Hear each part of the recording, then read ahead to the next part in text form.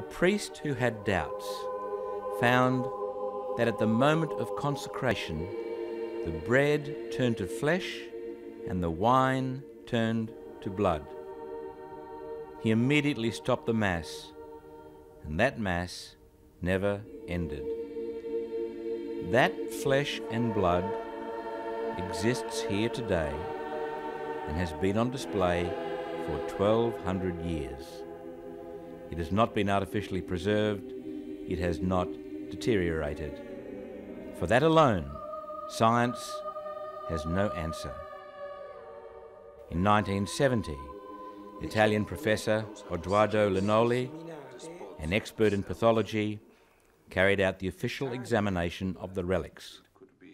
He found that it was human flesh and blood. La carne come un frammento di carne e venne fuori che era miocardio. Quello è sicuramente miocardio, è una struttura tipica del miocardio. Asked his personal reaction, Per qualche mese mi sembrava di camminare 30 centimetri più alto per strada, poi scesi giù. in giving the church's imprimatur to Linoli's report, Archbishop Enzio D'Antonio said that science had given a certain, thorough response to the authenticity of the Eucharistic miracle of Lanciano.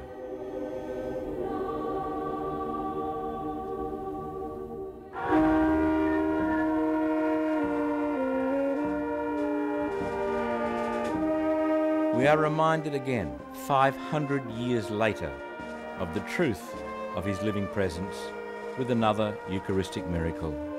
And every year, on the Feast of Corpus Christi, the people of Orvieto in Italy celebrate this miracle in procession. In the 13th century, another priest had doubts as he was consecrating the host. It began to bleed over his hands and onto the altar cloth.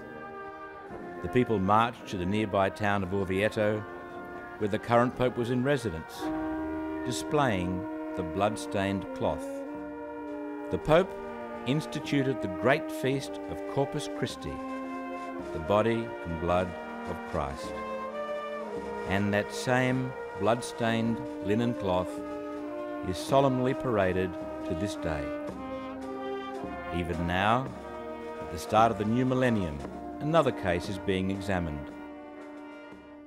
In South America in 1996, a priest found an abandoned communion host in his church after the Mass.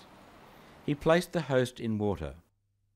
Within days, a blood-like substance emerged and grew in quantity over some weeks. In 1999, permission was given by the Archdiocese for the substance to be scientifically examined. So far, it has been found to contain human DNA and to have evidence of flesh and blood. A sample was examined by noted forensic pathologist Dr. Robert Lawrence of the United States. Mixed in it are these white cells, these little dots that you see. If this material had been placed directly into water after it was taken off a body, I would expect these cells to be dissolved. If you put cells in water under such conditions, They would be expected to dissolve. how long? A few minutes to an hour or two at the most. So they were active, living white cells at the time they were collected. This South American sample is the subject of further scientific analysis. So, Jesus always knew this gift would be a test of faith for many.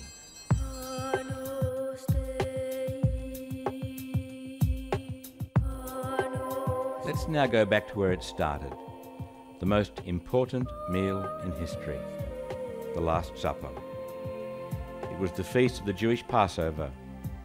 Jesus and his apostles prepared it well, Jesus sending two of his favourites, Peter and John, to the synagogue to obtain a sacrificed lamb which would be eaten that night.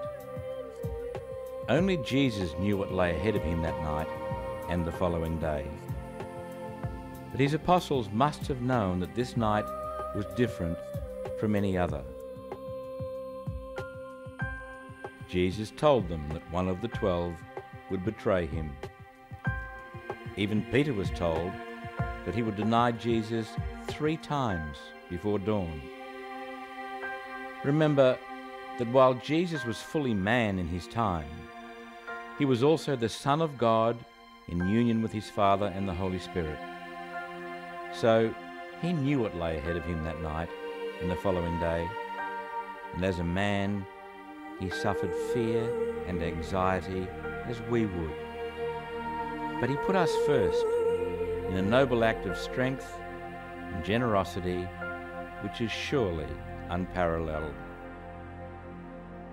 He fulfilled the promise he had made at Capharnaum almost a year before. He gave us our inheritance.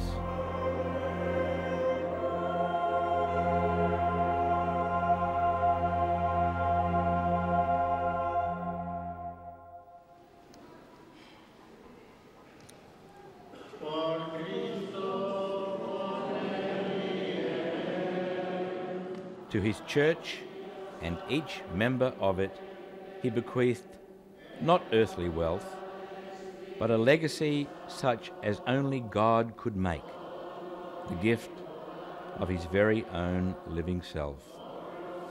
His words could not have been more clear. This is bread. I am going to change it into my body. This is wine.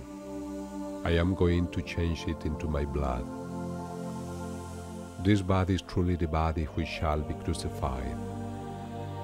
This blood is the very blood that shall be shed for the remission of sins.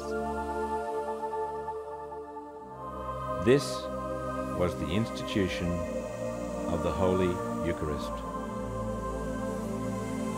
As often as you eat this flesh and drink this cup, you do so in memory of me. What Jesus was giving us was the supreme offering on earth which would glorify God in all his majesty. It was designed as the first devotion and the essence of Christian practice. The most excellent way of coming to me is through Holy Communion. As men receive communion, they get to know me more intimately and listen from the depths of their hearts to my supreme teachings. There are no words to describe the privilege I grant you in Holy Communion. As the concept of the reality of his flesh and blood proves difficult to many, so too does the concept of the living Jesus actually being present. Today as yesterday, I am alive. I am true food and absolute consolation for men. In each host is the miracle and the mystery of my infinite love, the mercy of God towards his creature. Do not consider me like someone non-existent, or like a being who once existed, a hero of history, because I am who I am. I always live.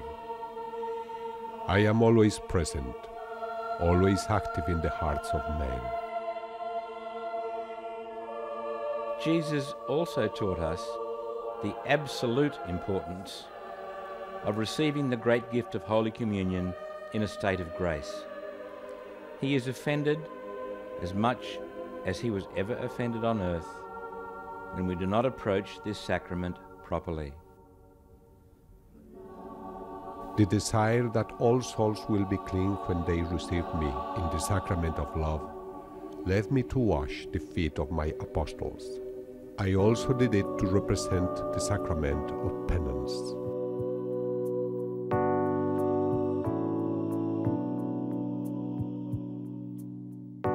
Do we not profane his divinity when we see the host as a mere symbol of Christ's body and not the reality of his presence? In the same way, the Mass is not only a reminder of the sacrifice of Calvary, the Mass makes present and active again that great